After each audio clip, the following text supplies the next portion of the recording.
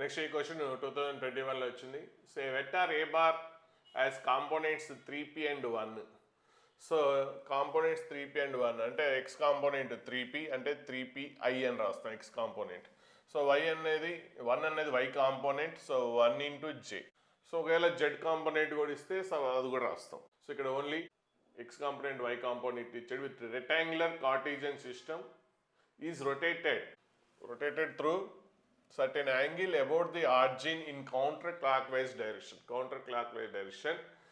So next if with respect to new system, so rotate అయిన తర్వాత new system వస్తుంది కదా. సో న్యూ సిస్టమ్ ఇక ఏ బార్ అనే కాంపోనెంట్స్ ఇచ్చాడు. సో న్యూ సిస్టమ్కి p+1 అండ్ √10 అంటే ఇక ఫస్ట్ మీకు క్వశ్చన్ ఓల్డ్ సిస్టమ్ ఫస్ట్ చూద్దాం. సో ఒక వెక్టార్, సో అందులో సో ఫస్ట్ ఏ బార్ అనేది ఎక్స్ కాంపోనెంట్ ఇచ్చాడు, వై కాంపోనెంట్ ఇచ్చాడు.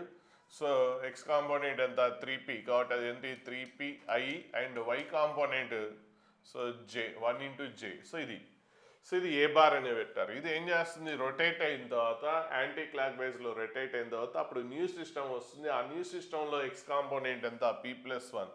So p+1 into I. So next ఇది √10 into J. Then the value of P అడుగుతున్నాడు. రొటేట్ అయినప్పుడు ఎక్కడైనా లెంత్ మారదు. సో ఇది రొటేట్ అవుతుంది అంటే ఇది ఓఏ అనుకుంటే ఇది ఓబి అనుకుంటే ఓఏ రొటేట్ అయితే అది బికి రీచ్ అవుతుంది. సో అప్పుడు ఓఏ లెంత్ ఓబి లెంత్ రెండు సేమ్ అవుతుంది. రొటేట్ అయినప్పుడు ఆ పాయింట్ క్యాచ్ చేయండి. రొటేట్ అయినప్పుడు వాటి లెంత్ అనేది మారదు, జస్ట్ పొజిషన్ మాత్రమే మారుతుంది. కాబట్టి సో దీనికి మోడ్ ఆఫ్ ఓఏ అనుకుంటారు. సో మోడ్ ఆఫ్ ఓఏ అంటే ఏంటి, రూట్ ఆఫ్ ఎక్స్ కాంపోనెంట్ ఎంత 3p² అంటే ఎంత 9p². So root of 9p² ఇక్కడ రూట్ ఆఫ్ 9p² ప్లస్ ఏంటి జే కోఎఫిషియంట్ ఎంత 1².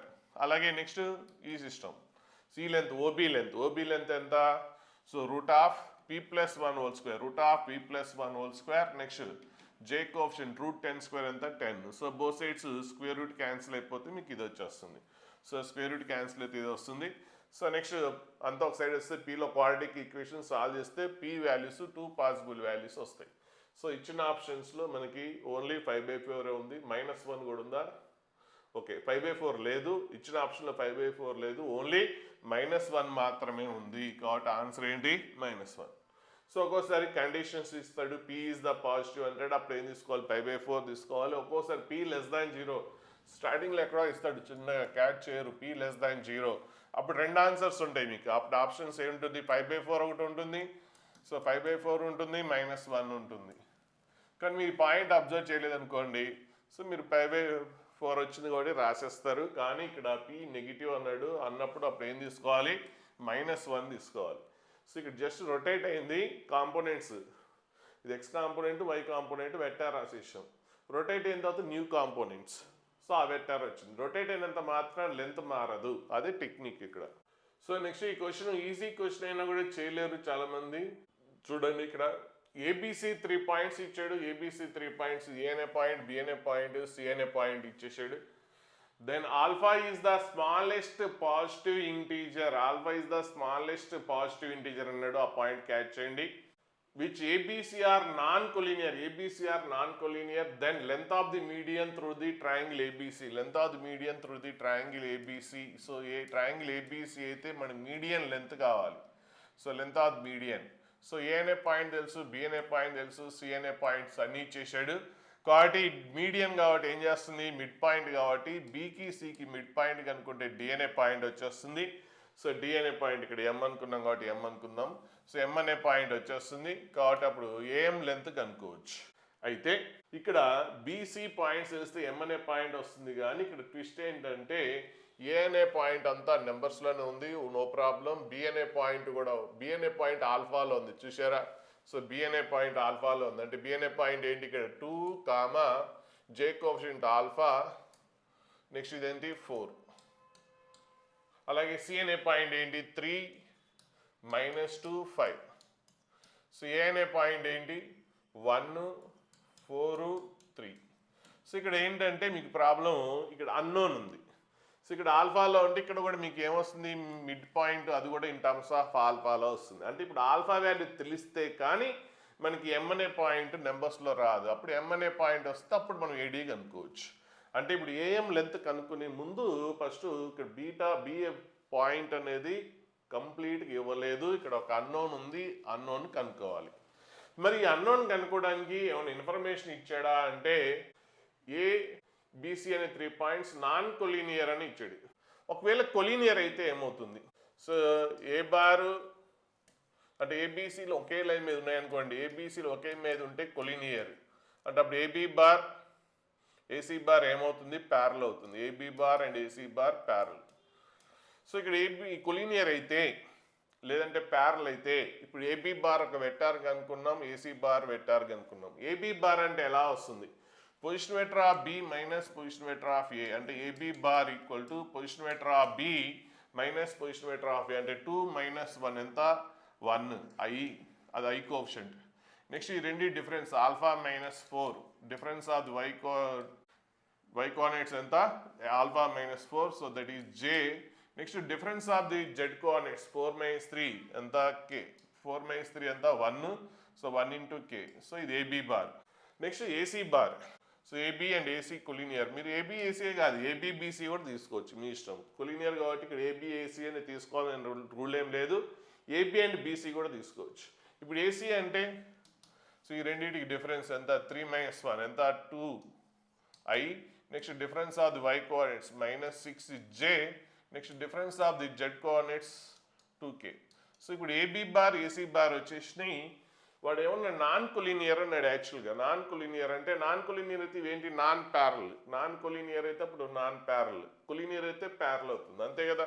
సో అన్నీ ఒకే లైన్ మీద ఉన్నప్పుడు అప్పుడు ఏబీ బార్ ఏసీ బార్ ఒకే లైన్ మీద ఉన్నాయి కాబట్టి AB bar is parallel to AC bar అవుతుంది. అయితే ఇక్కడ నాన్ కొలీనియర్ అన్నాడు, క్వశ్చన్లో నాన్ కొలీనియర్ అన్నాడు. ఇక్కడ ట్విస్ట్ ఏంటంటే నాన్ కొలీనియర్ అయితే అప్పుడు స్మాలెస్ట్ పాజిటివ్ ఇంటీజర్ అడిగాడు. So smallest positive integer of alpha అని అడిగాడు. సో కొలీనియర్ అయితే ఏమవుతుంది? ఆపోజిట్ చేయాలన్న ఐడియా రావాలి మీకు. ఎందుకంటే కొలీనియర్ అయితే మనకు కండిషన్ ఉంది, ratio of the I coefficients equal to ratio of the J coefficients equal to ratio of the K coefficients అవుతుంది. సో కొలీనియర్ అనుకుని చేద్దాం ఫస్ట్. కొలీనియర్ అయితే ఏమవుతుంది? అప్పుడు ఏంటి? Ratio of the I coefficients అంటే 1/2, ratio of the J coefficients అంటే ఏంటి? ఆల్ఫా మైనస్ 4 బై సో ఎంత? -6. Alpha minus 4 by -6. దీని నుంచి ఆల్ఫా వాల్యూ 1 అవుతుంది. అంటే ఇప్పుడు ఏబీసీ కొలీనియర్ అయితే ఆల్ఫా వాల్యూ 1 అవుతుంది. ఏబీసీ కొలీనియర్ అయితే ఆల్ఫా వాల్యూ 1 అవుతుంది. మరి ఆల్ఫా వాల్యూ 1. మరి నాన్ కొలీనియర్ అయితే ఏమవుతుంది? నాన్ కొలీనియర్ అయితే ఏమవుతుందంటే 1 తప్పించి ఇంకేమన్నా అవ్వచ్చు. సో ఏబీసీ కొలీనియర్ అయితే ఆల్ఫా వాల్యూ 1 కాకుండా ఇంక ఏ వాల్యూ తీసుకున్నా కూడా నాన్ కొలీనియర్. ఎందుకంటే మీ కొలీనియర్ కండిషన్స్ అన్ని ఇక్కడ వచ్చేస్తుంది. కొలీనియర్ అన్నాం కాబట్టి పాసిబుల్ వాల్యూస్ ఆఫ్ ఆల్ఫా వచ్చింది. సో ఆల్ఫా వాల్యూ 1 అయితేనే కొలీనియర్ అని అర్థం. సో 1 కాకపోతే ఇంక అదేంటి? Non collinear. అంటే కొలీనియర్ అవ్వాలి అంటే ఆల్ఫా వాల్యూ ఏంటి? 1. నాన్ కొలీనియర్ అంటే ఏంటి? Other than 1. ఇప్పుడు ఇందులో మనకి ఆల్ఫా వాల్యూ 1 తప్పించి remaining all values alpha value ఏంటి? నాన్ కొలీనియర్ అన్నాడు కదా క్వశ్చన్లో, నాన్ కొలీనియర్ అన్నాడు కాబట్టి alpha value other than 1 is the any other than 1 అంటే ఇంకా 1 కాకుండా ఏ వాల్యూ అయినా వచ్చు. అయితే ఇక్కడ చిన్న కండిషన్ ఇచ్చాడు, స్మాలెస్ట్ పాజిటివ్ ఇంటీజర్. ఆల్ఫా అనేది ఇంటీజర్ అవ్వాలి, పాజిటివ్ అవ్వాలి, స్మాలెస్ట్ అవ్వాలి. సో పాజిటివ్ ఇంటీజర్స్ ఏంటి? 1 తప్పించి పాజిటివ్ ఇంటీజర్స్ ఏంటి? 1 తప్పించి, అదర్ దాన్ 1 తప్పించి. 1 ఇంటీజరే కానీ అదర్ దాన్ 1 కదా. So other than 1 positive integers ఏంటి? 2, 3, 4, 5, 6. ఇందులో స్మాలెస్ట్ ఏంటి? స్మాలెస్ట్ పాజిటివ్ ఇంటీజర్ అన్నాడు. సో మనకు ఆర్ వాల్యూ నాన్ కొలీనియర్ అయితే 1 తప్పించి ఏమన్నా అవ్వచ్చు. బట్ ఇంటీజర్స్ అన్నాడు కాబట్టి ఇంటీజర్స్, అది కూడా ఏంటి? పాజిటివ్ ఇంటీజర్స్, అదర్ దాన్ 1 కాబట్టి ఇవన్నీ కూడా ఆన్సర్స్. ఇందులో స్మాలెస్ట్ ఏంటి? 2 కాబట్టి వాడు అన్న దాని ప్రకారం ఆల్ఫా వాల్యూ ఏంటి? 2. ఆల్ఫా వాల్యూ ఎంత? 2. నాన్ కొలీనియర్ అన్నాడు కాబట్టి నాన్ కొలీనియర్ అయితే మళ్ళీ పాయింట్స్ రీక్యాచ్ చేయండి. నాన్ కొలీనియర్ అంటే కొలీనియర్ అయితే ఆల్ఫా వాల్యూ 1 అయితే, నాన్ కొలీనియర్ అయితే 1 తప్పించి ఏ వాల్యూ తీసుకున్నా ఓకే. కానీ ఇక్కడ ఒక కండిషన్ ఇచ్చాడు, ఆల్ఫా ఈ స్మాలెస్ట్ పాజిటివ్ ఇంటీజర్ అన్నాడు. సో అదర్ దాన్ 1 కానీ ఇంటీజర్సే తీసుకోవాలి, అది కూడా పాజిటివే అవ్వాలి. అది కూడా 1 కాకూడదు. 1 కాకుండా ఉన్న ఇంటీజర్స్ పాజిటివ్ ఇంటీజర్స్ ఇదే. అందులో స్మాలెస్ట్ ఏంటి 2 కాబట్టి ఇప్పుడు మీకు ఆల్ఫా వాల్యూ 2 వస్తుంది. ఇది ట్విస్ట్, ఇక్కడే మీకు స్ట్రక్ అవుతారు. సో పాయింట్ సరిగ్గా క్యాచ్ చేయండి ఇక్కడ. సో కొలీనియర్ అయితే కండిషన్ వస్తుంది, ఆ కండిషన్ ఆపోజిట్ కండిషన్ తీసుకుంటే నాన్ కొలీనియర్ అవుతుంది. ఇప్పుడు ఆల్ఫా వాల్యూ 2 వచ్చేసింది కాబట్టి సో ఇక్కడ ఆల్ఫా ప్లేస్లో 2 రాసేస్తే అప్పుడు బి అనే పాయింట్ నెంబర్స్లో తెలుసు, సి అనే పాయింట్ నెంబర్లో తెలుసు, అప్పుడు ఎం అనే పాయింట్ మిడ్ పాయింట్ కనుక్కోవచ్చు. సో బి తెలుసు, సి తెలుసు. ఇంతకుముందు బిలో ఒక అన్నోన్ ఉంది, ఇప్పుడు అన్నోన్ వచ్చేసింది కాబట్టి బికి సికి మిడ్ పాయింట్ కనుక్కుంటే ఎం వచ్చేస్తుంది. సో ఎం అనే పాయింట్ వచ్చేసింది. నెక్స్ట్ ఏ అనే పాయింట్ తెలుసు, ఈ రెండు పాయింట్స్ మధ్యలో distance. So root of difference of the X coordinates, distance between 2 points తెలుసు కాబట్టి ఆ డిస్టెన్స్ కనుక్కుంటే మీకు ఏఎం లెంత్ వస్తుంది. సో ఇక్కడ ఆ పాయింట్ని మీరు, ఇది ఐడియల్ రావు మీకు ఎగ్జామ్లో కాబట్టి ఇప్పుడు ఏదైతే చెప్పాను ఇక్కడ నాన్ కొలీనియర్ కండిషన్, ఆ టైం ఎక్కడ ఉందో ఆ టైంని నోట్ చేసుకొని ఆ పర్టికులర్ టైం మొత్తం వీడియో అంతా చెప్పినా కూడా నెక్స్ట్ రివిజన్లో ఆ పర్టికులర్ టైం నోట్ చేసుకొని దాన్ని రివైజ్ చేయండి. వీలైతే నేను అక్కడ ఇంపార్టెంట్ మార్క్ అని పెడతాను, నోట్ దిస్ పాయింట్ అనో లేకపోతే ఇంపార్టెంట్ అనో, అట్లాంటి ఆ పాయింట్స్ మీరు మళ్ళీ ఆ టైం నోట్ చేసుకుని మళ్ళీ రివైజ్ చేయండి. ఎందుకంటే ఇవి ఫ్రీక్వెంట్గా యూజ్ చేయం కాబట్టి మీకు ఐడియా రాదు. జస్ట్ ఒక ఐడియా వస్తే ప్రాబ్లం ఈజీ, రాకపోతే డిఫికల్ట్ అంతే. సో నెక్స్ట్ ఈ క్వశ్చన్ చూడండి. The points P and Q respectively circumcentre and orthocentre. Circumcentre P అన్నాడు, ఆర్థో సెంటర్ క్యూ అన్నాడు. Then PA bar plus PB bar plus PC bar equal to అన్నాడు. So ఈ question easy చేసే ముందు కొద్దిగా ఈ concept మీద మీకు ఒక ఐడియా ఉంటే బాగుంటుంది. చాలా ఇంపార్టెంట్ కాన్సెప్ట్, నేను చెప్పేది నోట్ చేసుకోండి, చాలా ఇంపార్టెంట్.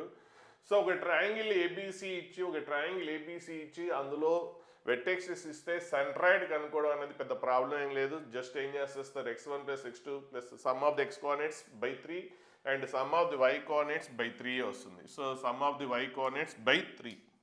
సో ఇది సెంట్రాయిడ్. అయితే ఇక్కడ ఆర్థో సెంటర్ సర్కమ్ సెంటర్ అడిగాడు అనుకోండి, ఇక్కడ ఆర్థో సెంటర్ సర్కమ్ సెంటర్ కనుక్కోవడం అనేది కష్టము. దానికి ఏదో టెక్నిక్ ఇస్తాడు. 2Dలో అయితే ఓకే, ఆర్థో సెంటర్ అంటే ఏం చేస్తారు, 2Dలో స్ట్రైట్ లైన్స్. ఆర్థో సెంటర్ అంటే ఆల్టిట్యూడ్స్ ఏమన్నా 2 ఆల్టిట్యూడ్ ఈక్వేషన్స్ కనుక్కొని సాల్వ్ చేస్తే ఆర్థో సెంటర్ వస్తుంది. సర్కమ్ సెంటర్ అంటే ఏమన్నా 2 పర్పెండిక్యులర్ బైసెక్టర్స్ కనుక్కొని సాల్వ్ చేస్తే వస్తుంది. అయితే 3Dలో అయితే ఇంకా మీకు అదంతా కష్టమైపోతుంది. సో సమ్ టెక్నిక్ ఏదో ఒకటి ఇస్తాడు. సో ఒకవేళ ట్రయాంగిల్ ఇచ్చి ట్రయాంగిల్ ఈక్వేటెడ్ ట్రయాంగిల్ అనొచ్చు. ట్రయాంగిల్ ఈక్వేట్ ట్రయాంగిల్ ఇచ్చి ఇప్పుడు ఆర్థో సెంటర్ అడిగాడు అనుకోండి, ఈక్వేటెడ్ ట్రయాంగిల్లో 2Dలో అయినా 3Dలో అయినా వెక్టార్స్లో అయినా ఎక్కడైనా సరే ఒక ట్రయాంగిల్ అనేది ఈక్వేట్ ట్రయాంగిల్ అయితే ఏ చాప్టర్లో అయినా 2D కానీ 3D కానీ వెక్టార్స్ కానీ ఎక్కడైనా సరే ట్రయాంగిల్ ఈక్వేటర్ ట్రయాంగిల్ అయితే అప్పుడు ఏది కనుక్కోవాలన్నా ఈజీ. ఎందుకు అంటే ఈక్వేట్ ట్రయాంగిల్లో అన్ని సెంటర్స్ కోయిన్సైడ్ అవుతాయి. అంటే ఆర్థో సెంటర్ ఏమవుతుందో, సర్కమ్ సెంటర్ ఏమవుతుందో, సెంట్రాయిడ్ ఏమవుతుందో, ఇన్ సెంటర్ ఇవి 4 కూడా సేమ్ అవుతాయి ఈక్వేటెడ్ ట్రయాంగిల్లో. అంటే ఒక ట్రయాంగిల్ అనేది ఈక్వేట్ ట్రయాంగిల్ అని ఐడెంటిఫై చేస్తే వాడు ఆర్థో సెంటర్ కనుక్కోమంటే మీరు సెంట్రాయిడే కనుక్కుంటారు. సెంట్రాయిడ్ ఎందుకు కనుక్కుంటారు అంటే సెంట్రాయిడ్ కనుక్కోవడం ఈజీ. సో అన్ని కోఆర్డినేట్స్ని యాడ్ చేసి బై 3 చేస్తే సెంట్రాయిడ్ వస్తుంది. కాబట్టి ట్రయాంగిల్ ఈక్వేటెడ్ ట్రయాంగిల్లో ఆల్ సెంటర్స్ అంటే ఆర్థో సెంటర్ అన్నా, సెంట్రాయిడ్ అన్నా, సర్కమ్ సెంటర్ అన్నా, ఇన్ సెంటర్ అన్నా అన్నీ ఒకటే కాబట్టి మనం అన్నిటికంటే ఈజీగా అనుకునేది సెంట్రాయిడ్ కాబట్టి వాడు ఏది అడిగినా కూడా మనం సెంట్రాయిడే చేసేస్తాము. ఆర్థో సెంటర్ అడిగినా సెంట్రాయిడే రాసేస్తాం, ఇన్ సెంటర్ అడిగినా సెంట్రాయిడే రాసేస్తాం, అలాగే సర్కమ్ సెంటర్ అడిగినా కూడా సెంట్రాయిడే రాస్తాం. ఎప్పుడు ఆ ట్రయాంగిల్ ఈక్వేటెడ్ ట్రయాంగిల్ అయితే అదొక పాయింట్. ఇన్ కేస్ ట్రయాంగిల్ అనేది ఈక్వేట్ ట్రయాంగిల్ అనేది ఎలా ఐడెంటిఫై చేస్తారు, అన్ని లెన్స్ కనుక్కొని అన్ని సైడ్స్ ఈక్వల్ అయితే ఈక్వేట్ ట్రయాంగిల్ అవుతుంది. In case triangle right angle triangle అని తెలిసిందనుకోండి, ఇక్కడ కూడా అంతే. ఏ చాప్టర్లో అయినా సరే వెక్టార్స్లో కానీ 3Dలో కానీ 2Dలో కానీ ఆర్థో సెంటర్ ఏమవుతుంది అంటే ఎక్కడైతే 90 degrees అవుతుందో ఆ వెక్టెక్సే ఆర్థో సెంటర్ అవుతుంది. సో ఇది రైట్ యాంగిల్ ట్రయాంగిల్ కాబట్టి సో ఒకవేళ రైట్ యాంగిల్ ట్రయాంగిల్ అయితే ఏ యాంగిల్ అయితే 90 degrees అవుతుందో ఆ వెక్టెక్సే ఆర్థో సెంటర్ అవుతుంది. కాబట్టి ఇప్పుడు రైట్ యాంగిల్ ట్రయాంగిల్ అని ఐడెంటిఫై చేసి యాంగిల్ కూడా ఎక్కడో చూడాలి, 90 degrees ఎక్కడో చూడాలి, ఏ దగ్గరనా, బీనా సీనా అది చెక్ చేసుకోండి. ఇన్ కేస్ బి దగ్గర యాంగిల్ 90 అయితే అప్పుడు ఆర్థో సెంటర్ ఏమవుతుందంటే బి అవుతుంది. ఏ చాప్టర్లో అయినా సరే రైట్ యాంగిల్ ట్రయాంగిల్లో వెర్టెక్స్ ఆఫ్ ది రైట్ యాంగిలే ఆర్థో సెంటర్ అవుతుంది. ఇన్ కేస్ వెట్టెక్స్ ఏ దగ్గర 90 డిగ్రీస్ యాంగిల్ ఏ అనే 90 డిగ్రీస్ అయితే అప్పుడు ఆర్థో సెంటర్ ఏ అవుతుంది. ఒకవేళ 90 డిగ్రీ సి అయితే ఆర్థో సెంటర్ సి అవుతుంది. కాబట్టి ఆర్థో సెంటర్ కనుక్కోవడం ఏ చాప్టర్లో అయినా కూడా ఈజీ.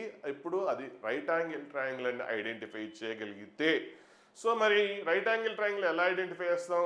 2Dలో అయితేనేమో దీని స్లోప్ కనుక్కుంటాం, దీని స్లోప్ కనుక్కుంటాం. Product of slopes -1, product of slopes -1 అయితే కాబట్టి ఆ రెండు లైన్స్ పర్పెండిక్యులర్, కాబట్టి ఆ యాంగిల్ 90 డిగ్రీస్ అని డిసైడ్ చేస్తాం. మరి 2Dలో కానీ వెక్టార్స్లో కానీ ఏం చేస్తాం? వెక్టార్లో అయితేనేమో ఈ లైన్కి డాట్ పెట్టి కనుక్కుంటాం. డాట్ పెట్టి 0 అయితే ఆ రెండు పర్పెండిక్యులర్. ఒకవేళ 3Dలో అయితేనేమో డిఆర్స్, ఈ line DRs A1 B1 C1, ఈ line DRs A2 B2 C2. So అప్పుడు ఏంటి? రైట్ యాంగిల్ ట్రయాంగిల్ అని ఎలా తెలుస్తుంది? Some of the product of the DRs A1 A2 plus B1 B2 plus C1 C2 equal to 0 అయితే అప్పుడు ఏంటి? So ఆ రెండు పర్పెండిక్యులర్ అని చెప్పేయచ్చు. సో రైట్ యాంగిల్ ట్రయాంగిల్ అని చెప్పొచ్చు. సో మన వెక్టార్స్లో అయినా 3Dలో అయినా మన రైట్ యాంగిల్, 2Dలో అయినేమో రెండు lines slopes product of slopes -1 అయితే ఓకే. వెక్టార్స్లో అయితే డాట్ పెట్టి 0. అలాగే సో 3Dలో కూడా అంతే. So A1 A2 plus B1 B2 plus C1 C2 అనేది 0 అయితే అప్పుడు మనకి ఇక్కడ యాంగిల్ ఎంత? ఇక్కడ రెండింటి మధ్యలో కదా కనుక్కుంది. సో ఆ యాంగిల్ 90 డిగ్రీస్. కాబట్టి ఇప్పుడు ఆర్థో సెంటర్ ఏమవుతుంది? బి అవుతుంది. ఒకవేళ సర్కమ్ సెంటర్ అడిగాడు అనుకోండి, ఆ ట్రయాంగిల్ అని ఇంతకుముందులానే రైట్ యాంగిల్ ట్రయాంగిల్ ఐడెంటిఫై చేస్తే, ఈక్వలేటర్ ట్రయాంగిల్ అయితే ప్రాబ్లం లేదు. ఈక్వలేటర్ ట్రయాంగిల్ అయితే ఏంటి? ఈక్వలేటర్ ట్రయాంగిల్ ఏది అడిగినా సెంట్రాయిడే. ఈక్వలేటర్ ట్రయాంగిల్లో ఏ సెంటర్ అడిగినా సెంట్రాయిడ్ చేసేస్తాం. అదే రైట్ యాంగిల్ ట్రయాంగిల్లో orthocentre vertex of the 90 degrees అవుతుంది.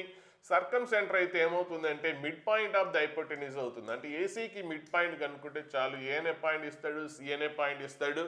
సో ఏసీకి మిడ్ పాయింట్ కనుక్కుంటే సర్కమ్ సెంటర్ వస్తుంది. సో ఏంటి? డయాగనల్ ఏదైతే మీకు హైపోటెన్యూస్ ఉందో దానికి మిడ్ పాయింటే సర్కమ్ సెంటర్ అవుతుంది ఎప్పుడు రైట్ యాంగిల్ ట్రయాంగిల్లో. సో రైట్ యాంగిల్ ట్రయాంగిల్లోనే మనకి హైపోటెన్యూస్ ఉంటుంది. కాబట్టి మిడ్ పాయింట్ ఆఫ్ ది హైపోటెన్యూసే సర్కమ్ సెంటర్ అవుతుంది. కాబట్టి మిడ్ పాయింట్ కనుక్కుంటే సర్కమ్ సెంటర్ అయిపోతుంది. సో ఇవి ఏ చాప్టర్లో అయినా కూడా మనకి ఈజీగా చేయడం కోసం. ఇంకొక టెక్నిక్, ఇది కాకుండా ఇంకొక టెక్నిక్ ఉంటుంది. ఇది కూడా చాలా చాలా ఇంపార్టెంట్. ఈ 3 టెక్నిక్లు బాగా గుర్తుపెట్టుకుంటే మీకు స్ట్రైట్ లైన్స్లో బాగా వెళ్ళిపోతుంది, వెక్టార్స్లో వెళ్ళిపోతుంది, 3Dలో వెళ్ళిపోతుంది, అవసరమైతే కాంప్లెక్స్ నెంబర్స్లో కూడా మీకు వెళ్ళిపోతుంది. సో ఎక్కడైనా రావచ్చు. సో ఇవి కాకుండా అంటే ఈక్వేటర్ రైట్ యాంగిల్లో కాకుండా ఒక ట్రయాంగిల్ ఇచ్చి ఆ ట్రయాంగిల్కి సర్కమ్ సెంటర్ ఆర్జిన్ అని ఇచ్చాడు అనుకుందాం. సర్కమ్ సెంటర్ ఆర్జిన్ అయితే సర్కమ్ సెంటర్ ఎస్ అంటాం. సర్కమ్ సెంటర్ ఆర్జిన్ అయితే అప్పుడు ఆర్థో సెంటర్ అడగచ్చు. సో ఆర్థో సెంటర్ కనుక్కోవడం మామూలుగా 3Dలో కష్టం. సెంట్రాయిడ్ కనుక్కోవడం ఈజీ. సో ఏ ట్రయాంగిల్కి సెంట్రాయిడ్ కనుక్కోవడం ఫార్ములా ఏంటి? Sum of the X coordinates by 3 అలాగే sum of the Y coordinates by 3. So అలాగే జెడ్, ఇక్కడ 3D కాబట్టి ఇంక జెడ్ కోఆర్డినేట్స్ కూడా వస్తాయి. సో రాయలేదు. సో జెడ్ కోఆర్డినేట్స్ కూడా వస్తుంది. 3D కదా. సో 2Dలో అయితేనేమో వేరు. సో అది 3Dలో కాబట్టి మీకు ఏంటి? Z1 plus Z2 plus by 3 కూడా వస్తుంది. సో ఇది ఇక్కడ కూడా అంతే. ఇప్పుడు ఒక ట్రయాంగిల్లో సెంట్రాయిడ్ కనుక్కోవడం easy. Just sum of the coordinates వేసి బై 3 చేస్తాం. సర్కమ్ సెంటర్ అనేది ఇచ్చాడు. సర్కమ్ సెంటర్ ఏమి ఇచ్చాడు? 0, 0, 0 ఇచ్చాడు. సర్కమ్ సెంటర్ ఏంటి? 0, 0, 0 ఆర్జిన్ అయితే అప్పుడు ఆర్థో సెంటర్ ఏమవుతుంది అంటే సేమ్ సెంట్రాయిడే, కాకపోతే అక్కడ బై 3 వస్తుంది, ఇక్కడ బై 3 రాదు. అది బాగా గుర్తుపెట్టుకోండి. నెక్స్ట్ ఇక్కడ జెడ్ కోఆర్డినేట్ రాయలేదు. Z1 plus Z2 plus Z3. సెంట్రాయిడ్కి అయితేనేమో అన్నీ యాడ్ చేసి బై 3 చేస్తాము. ఆర్థో సెంటర్ అయితే బై 3 రాదు, అంతే. డినామినేటర్ లేదు. Just sum of the X coordinates comma sum of the Y coordinates comma sum of the Z coordinates. ఎప్పుడు అది ఒకే ఒక కేసు. ఎప్పుడు సర్కమ్ సెంటర్ ఆర్జిన్ అయితేనే, అదర్వైజ్ కాదు. సర్కమ్ సెంటర్ ఆర్జిన్ ఉన్నప్పుడే ఈ ఆఫరు, మళ్ళీ వేరే ఎప్పుడు పనికిరాదు ఈ ఆఫరు. సర్కమ్ సెంటర్ ఆర్జిన్ ఉన్నప్పుడే ఈ పాయింట్ పనికి వస్తుంది. కాబట్టి ఆర్థో సెంటర్ ఏంటి? 0, 0 సర్కమ్ సెంటర్ 0, 0, 0 అయితే ఇది ఆర్థో సెంటర్ అవుతుంది. ఇది 3Dలో. ఒకవేళ వెక్టార్స్లో అయితే ఒక vector A bar B bar position vectors ఇచ్చాడు. సెంట్రాయిడ్ అంటే ఏంటి? అన్నిటిని యాడ్ చేసి బై 3 చేయడం. సో ఇది centroid. Next in case circumcentre origin ఇస్తే, సర్కమ్ సెంటర్ అనేది ఆర్జిన్ అయితే, సర్కమ్ సెంటర్ ఓ అయితే, సర్కమ్ సెంటర్ ఆర్జిన్ అయితే అప్పుడు ఆర్థో సెంటర్ ఏంటి? సేమ్ సెంట్రాయిడే. సెంట్రాయిడ్లో బై 3 కట్ చేయండి అంతే, బై 3 రాయబాకండి. సో ఇప్పుడు ఈ ఆఫరు ఓన్లీ సర్కమ్ సెంటర్ ఆర్జిన్ అయితేనే, సర్కమ్ సెంటర్ ఆర్జిన్ అయితే సెంట్రాయిడ్ కనుక్కోవడానికి బై 3 వస్తుంది. ఆ బై 3 తీసేస్తే అప్పుడు ఏమొస్తుంది? మీకు ఆర్థో సెంటర్ అవుతుంది. సో ఆర్థో సెంటర్ ఏంటి? A bar plus B bar plus C bar. ఇప్పుడు సర్కమ్ సెంటర్ ఆర్జిన్ అయితేనే ఈ ఆఫరు. సో ఈక్వల్ ట్రయాంగిల్ ఒక ఆఫర్ ఉంది, రైట్ యాంగిల్ ట్రయాంగిల్ ఒక ఆఫర్ ఉంది, అలాగే సర్కమ్ సెంటర్ ఆర్జిన్ అయినా కూడా మీకు ఆఫర్ ఉంది. సో ఈ 3 ఆఫర్స్ యూజ్ చేసుకుంటే మ్యాక్సిమం మీకు బెనిఫిట్ చాలా అవుతుంది. సో ఏదో చాప్టర్లో ఈ కాన్సెప్ట్ తోటి మీకు క్వశ్చన్ వచ్చే అవకాశాలు కూడా ఎక్కువ ఉన్నాయి మెయిన్స్లో. కాబట్టి చాలా చాలా ఇంపార్టెంట్ కాన్సెప్ట్ ఇది. నోట్ చేసుకోండి. నోట్ చేసుకుని ఫ్రీక్వెంట్గా వీక్లీ వన్స్ ఒకసారి రివైజ్ చేసుకుంటే అప్పుడు మీకు ఎగ్జామ్లో గుర్తుకొస్తుంది.